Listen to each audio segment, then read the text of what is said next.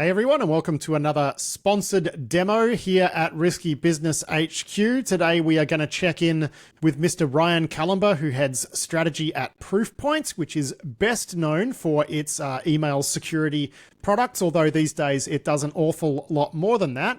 And Ryan is going to be walking us through their adaptive email security sort of DLP panels and product. Ryan, thanks for joining me. Always a pleasure, Pat. And it's going to be fun to dig through kind of some of the new things that we're doing to not only better protect users, but also stop them from making mistakes. Yes, which is always a challenge. Now, I think I just described it as your adaptive email security DLP thingy, but I'm guessing the product and what we're seeing today actually has an official name. It does. Yeah, there's adaptive email security, which obviously is a little bit more tailored towards threat protection, and adaptive email DLP, which does what it says on the tin, right? It adapts to the normal ways that you send out data and the normal people that you send that data to, learns over time, uses behavioral AI to figure out when you're sending to the wrong person or you're doing something that is inconsistent with policy, like sending to burner accounts or a personal account that you might have just created or might have had for a very long time. Yeah, now these are features that in email security platforms, frankly, I'm surprised they didn't exist 10 years ago because tracking who people normally talk to and just putting some basic ML over that, I would think, and I'm guessing you're going to show us, yields some pretty excellent results. And, it is great to see the email security platforms doing that now. So where do you want to start with the demo? Yeah, so maybe I'll just go quickly into the sort of things that you tend to catch and how you catch them. As you made a great point, things like relationship graphs and the ML behind that have absolutely been around for a long time. They've just sort of been one signal amongst many. And when you kind of dig into events, you generally want to be able to figure out a bunch of things about that if it's in that gray zone. Now, the vast majority of things that any product, I think, in the email security space will catch will largely be the classic, it's black or white. This is 100% confident that this is obviously bad.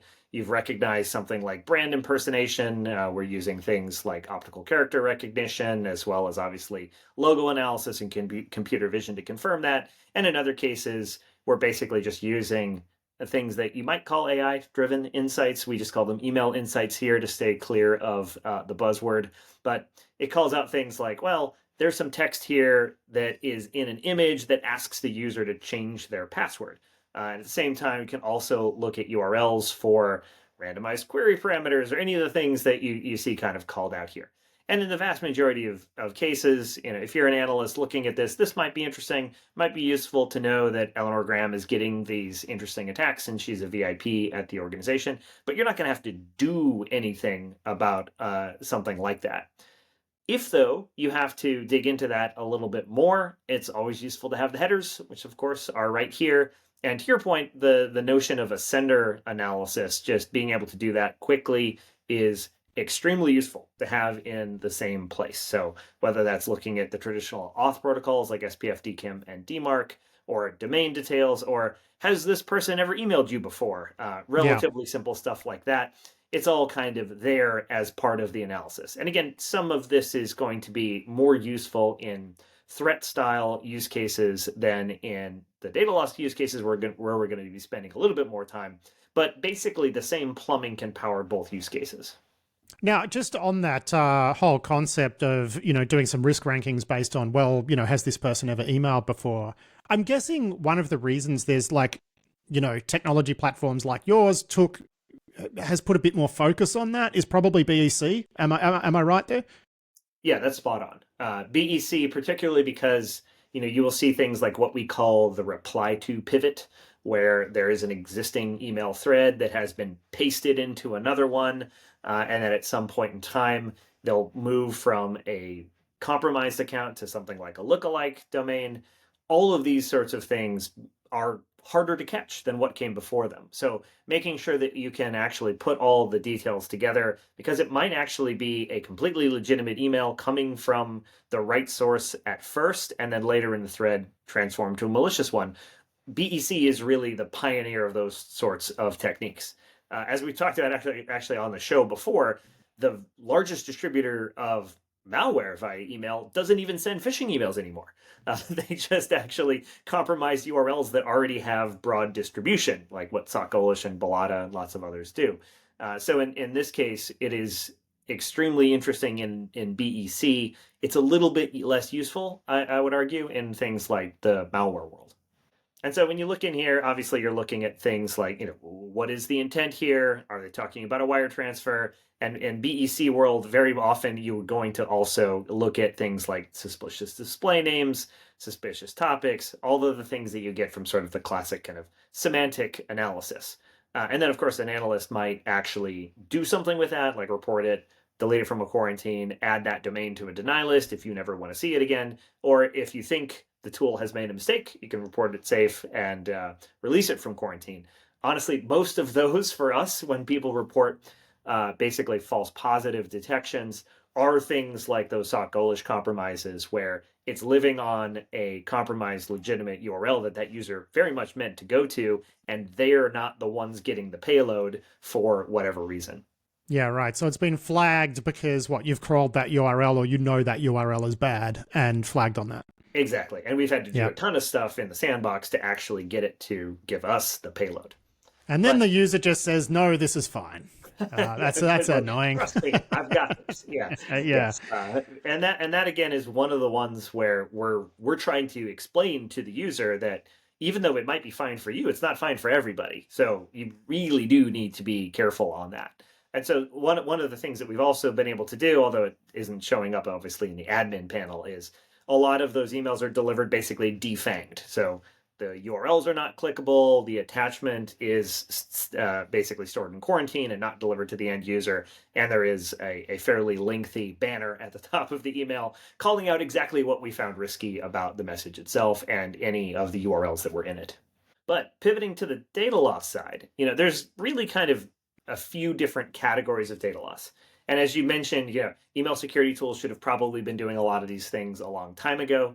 But one of the things that's nice about, say, the Graph API architecture that Microsoft provides is that we can now basically do the same analysis and solve multiple different problems with it. So in this case, obviously, data loss is still in most organizations, and we have good data to support this, mostly an email problem, as depressing as that is. SMTP as an outbound protocol is responsible for more data loss alerts at the typical organization than any other means of communication. But again, it can look pretty different. I'll start with maybe the least malicious use case, which is your classic misdelivery. This is something that was very hard to solve before we had what you might call ML. We would actually probably call it behavioral AI. I think it actually warrants that title, where you basically figure out that the person who was the original recipient on the message, you see here, Julia Smith at one bank, didn't have as much of an association with the content and was an autocomplete suggestion for this different Julia Smith, who happens to work at Tufin and was the person that this user most likely meant to send the confidential financials referred to in this email body and in the subject line too.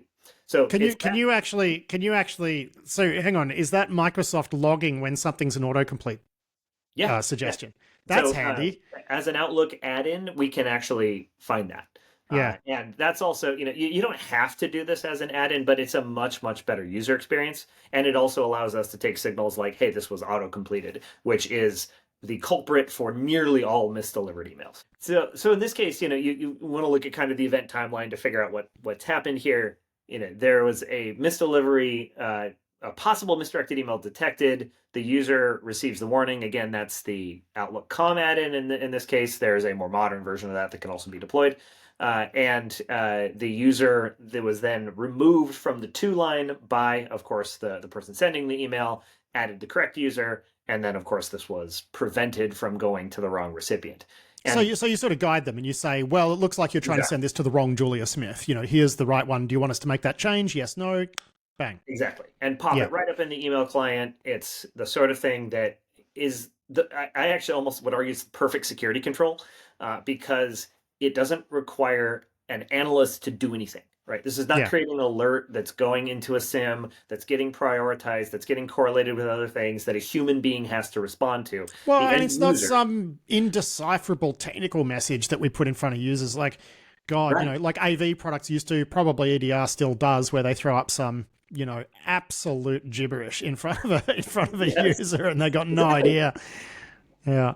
You're explaining in whatever language you choose, in the simplest possible terms, that we think you mean this Julia Smith and not that Julia Smith. And again, because it's working as an add-in, you can actually look at the contacts and make that comparison to be even more sure about it. So misdelivery is obviously kind of a big category of events. The other ones that can be more interesting are things that are not necessarily misdelivery, but are in a lot of cases just sort of not supposed to be allowed. So sometimes a user includes an unusual recipient, and that's the sort of thing that can be detected. And again, that is usually a matter of detecting not only that there is something sensitive, in this case a board pack, but also that that person doesn't have anything to do with the other recipients on the message. That's an incredibly useful thing to be able to look at. Like, hey, there's a bunch of people from the same company, Globe VC here, and then there's one that's just completely different, where this happens to be Emanuela Roberts instead of Emma Rhodes, but they have similar sorts of email addresses, even though they work for entirely different firms. If you just typed EMM into autocomplete, obviously this is the sort of thing that gets you, or EMMA underscore in this case, which is a little bit of an extreme example. So we can also look at kind of the pattern of recipients and who occurs on the email together, as part of analyzing whether it is in the wrong place or not. I'd imagine, though, you've got to be careful about not triggering these warnings too often, because I know that every time I attach something to a Gmail through Workspace, I get a warning saying, oh, you're about to share a file with someone external, and you just click Totally. through it by habit, right? So, Yes, you, like any other tool, you cannot cry wolf. In most cases, I think the number is 0.3% of email sends result in the warning banner, and I think that's a good metric to shoot for. You yeah. generally want to be less than 1 in 100 emails where this happens, unless the user is, of course, making mistakes over and over and over again. In which case, I think it's completely fine to continue to remind them to send it to the correct person that they meant. Uh, How dare that you? said, How you're right dare that you? the very static rules, like the Gmail attachment rule, they don't really work at scale very well, and people start to ignore them, which is Yes. exactly the behavior you don't want. Yeah. And so let's maybe get into the second category here. We call this exfiltration protection. Now, there are ways to, by policy, prevent certain types of data from going out that we've used forever, right? I think at Proofpoint, we've probably been doing this for 15 years. Like, if this is PHI, if this is PII, if this looks like source code and you don't want that outbound in an email, it's a very obvious thing to prevent that. What gets more interesting for a lot of organizations is when they start to kind of look at what might be something like a personal email address and when that gets data that is sensitive. All right, so in this case, you've got some fairly sensitive information, including an archive.zip that you don't know what's in it. You've got a board pack that's a PDF, and you've got some things called BMM Yeah. models.xlsx. Encrypted zip to personal Gmail is a little bit. Yeah, Hmm. unsubtle example for sure. Yeah. But in this case, the thing that is actually interesting in a lot of cases is figuring out whether this personal email belongs to the person in question. Now, in this case, it's not subtle at all, right? She's sending it to a Hotmail address and a Gmail address that are both very obviously correlated to the same name. In other cases, we have to build up those models over time.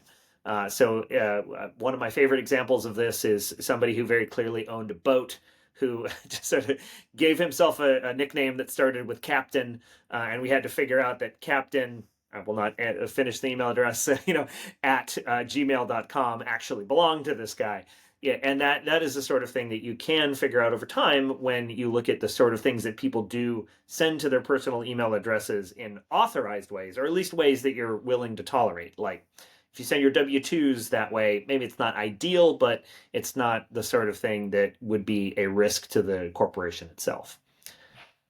Now, looking at exfil, though, the other thing that is pretty interesting here is you can look at anomalous activity over time, And it does turn out to be an incredibly good predictor of people who are about to leave an organization.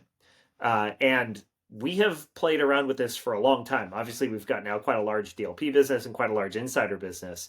And in terms of the signals that build up models that can actually give us early warning that there is an insider who's about to create risk for an organization, it turns out that email is basically the best one. Yeah. And I don't know why that's the case. Our data might be biased here, but somebody sending out party guest list.xlsx, but it's 5 MB. That's not ideal in a lot of cases. And you can even get into things like screenshots if you want to investigate it. But when you see a pattern over time where, okay, there's a bunch of sensitive data going outbound, we didn't see this before, and you can correlate it to other anomalies like increased traffic to LinkedIn or Indeed or personal email addresses or their own evan@smith.io, which is very, very likely going to be their personal email. You can even learn a lot more about kind of somebody who is probably exfiltrating a bunch of data even before they actually resign. It does appear that if you just look at how people communicate, that is the best way to figure out that something big is happening in their lives. And in the case of InfoSec, obviously you're pretty interested in that when that something is, I'm fed up with it here, I need to go change jobs. Yeah. That is and that is the sort of thing that, I've tried and failed to do this before in other lives, trying to use things like log data or actually even using endpoint DLP data. It's not predictive in the same way communication patterns can be. Yeah. And so it turns out to be quite useful to try and figure this out this way. Yeah, if everyone's trying to take everything that's not nailed down before they put in their notice, giving you a chance to intervene is, that's a good move. Exactly. And one of the things we've also done, and this is sort of across the portfolio, is if we do get the early warning signs from the email telemetry and the analysis we do here, there's a policy-based control to move somebody from what would be the normal set of DLP controls to what we would call insider mode. That can be done dynamically so that nobody has to actually manually do that. And it basically serves as a trigger to do a deeper level of monitoring. Because when we're doing DLP, we're just looking at kind of user data interactions. But when you're doing insider, very often you want screenshots, you can go full-blown session recording, and there's a lot of other options that are available that can be turned on dynamically. I'm sorry, you can no longer attach things to emails. Yes, exactly. And so there's a host of things that you can end up looking at there that really do end up mostly having preventative implications here. And some of them will be the classic things that turn from being very, very sensitive to not so sensitive anymore, and you really just need to control around kind of mistakes.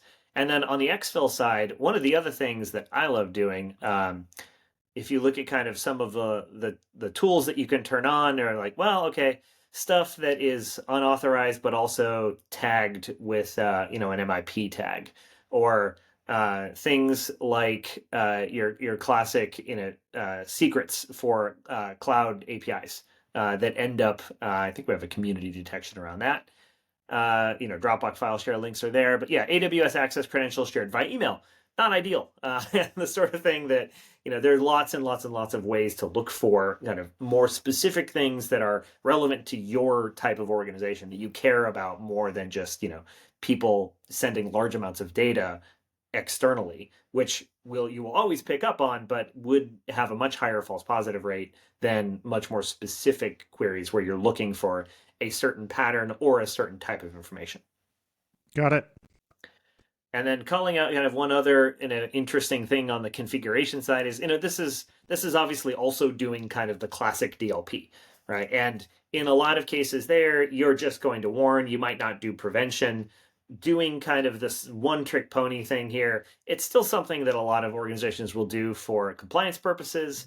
It's not, again, a terrible thing to do, but if you have, say, you do business in the UK, you have an email that has more than 5 national identifiers in it, yeah, you probably want to block that. That's not the sort of thing, though, that you're going to see very, very frequently. But if you're going to look for some more interesting stuff that comes from maybe more clever insiders, hidden content in Excel spreadsheets. A lot of people have Googled how that works, and it is a way to get information out and past kind of traditional detection techniques.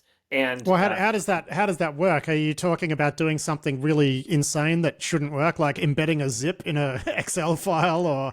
you can embed all kinds of things actually Yeah, right. in there, and yes, there's all sorts of different ways to basically nest documents, and a fairly cursory analysis that actually can't even be done in the email client will figure out whether this is a nested document or not. And it's just one of those things that has just been built into Office over the years for reasons best known to, one person who still works in Redmond and five people who Yeah. don't. Where you can go like 5 layers deep, which is a PDF in a Word file in an Excel, in that's. Oh, right, exactly. Yeah. And now that tends to just be used for, burying malware 3 layers deep in an attachment. But it can also, of course, be used for data exfil. I can't think of anything good it would be used for. And before I make a cryptocurrency joke, I should probably also mention that, the other thing that, can be done here is obviously it's very simple to turn on. Probably want to plug it into M365 if you want to know who these people are and who their bosses are to build workflows around that. Obviously, it talks to AD, and the Outlook add-in powers the end user experience side of things. And if you're going to pop that over to, Splunk or Sumo or Cortex XSOAR, that might have been renamed Cortex XCM, possibly. We probably need to update that, but wherever you consume those sorts of things, that's a really, really simple thing to do. We're always looking for interest in other things, so you can actually also tell us that directly in the dashboard itself. But yeah, it does tend to be, again, if you go to the output, if you kind of summarize it all, it is one of those controls that is extremely preventative, that can flag insiders in interesting ways, even if you don't prevent them from sending outbound. And of course, clean up the stuff that just never belongs in an email to begin with, that just happens to be there in pretty much every organization at scale. Now, this stuff, is it, if you are with bare bones Proofpoint mail filtering, do you get access to this? Or is the adaptive, product suite, which is, adaptive email security and adaptive email DLP, is that like an additional license item, or, how do people get their hands on this? Yeah, there's basically one package that adds all of these use cases that I just walked through. Yeah, okay, right. It's not in there with the bare bones package because obviously we want to. Well, you're a company that develops software and tries to make money from developing software, so that might explain it. Crazy. Well, what is actually interesting is, for those interested in kind of why it is the way it is, it's not really a data storage cost at all. It's a compute cost, actually, to do the behavioral AI, to figure out what is anomalous, what's not anomalous. Once you start looking at content, once you start trying to infer intent, once you start doing semantic analysis, there's a relatively decent compute cost. But at the same time, if you do that compute once, you can use it in a bunch of different ways. So our goal here was to not only use it for obviously threat prevention use cases like, hey, this contains a QR code and this person's never emailed you before, relatively straightforward things like that, but also kind of the longer term relationship graph that you might need in a BEC attack. That exact same analysis powers the misdelivery and the insider-ish use cases that you also get off of email. All right, well, Ryan, thanks a lot for walking us through the Proofpoint adaptive email security and adaptive email DLP products. It's always good that people can, get a tangible idea of what these things look like. Expertly delivered. Always great to see you, my friend, and we'll talk again soon. Thanks, Pat. Always a pleasure.